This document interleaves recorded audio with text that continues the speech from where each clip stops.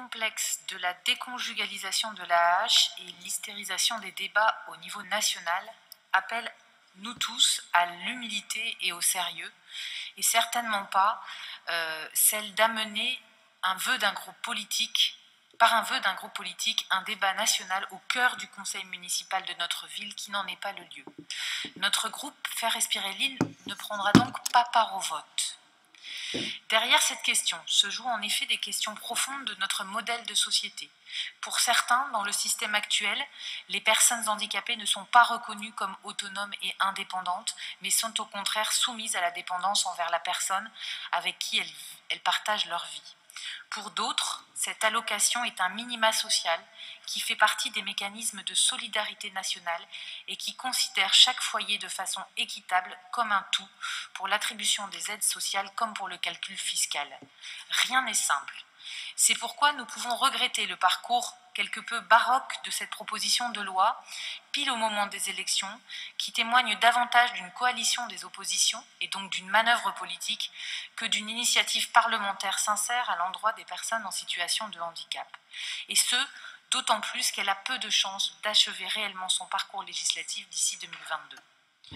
Ce vœu ce soir nous donne néanmoins l'occasion de valoriser l'action de la majorité présidentielle s'agissant des personnes handicapées.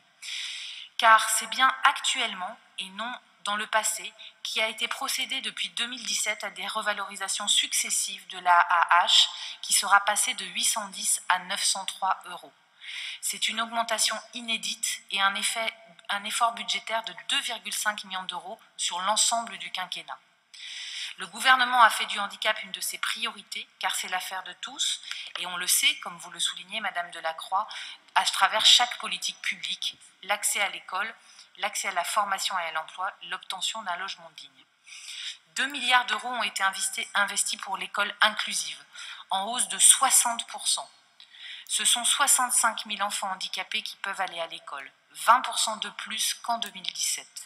Ce sont 220 000 enfants avec un accompagnement, 45% de plus qu'il y a 4 ans. D'autres mesures concrètes sont prises, comme la mise en place du congé pour les proches aidants, le rétablissement du droit de vote pour les personnes sous tutelle, ou encore l'attribution à vie de l'AAH aux bénéficiaires dont le handicap n'est plus susceptible d'évoluer. Nous épargnons à 100 000 personnes des démarches pénibles pour avoir à prouver régulièrement leur handicap.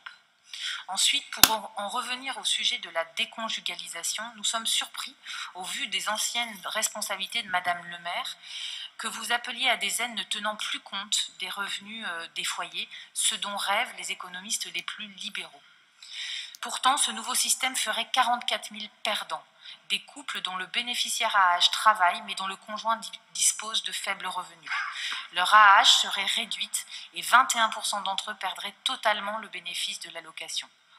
Et êtes-vous certain de vouloir cela ? Le dispositif transitoire proposé par les sénateurs s'avère, vous le savez, impossible à mettre en œuvre par les caisses d'allocation familiale.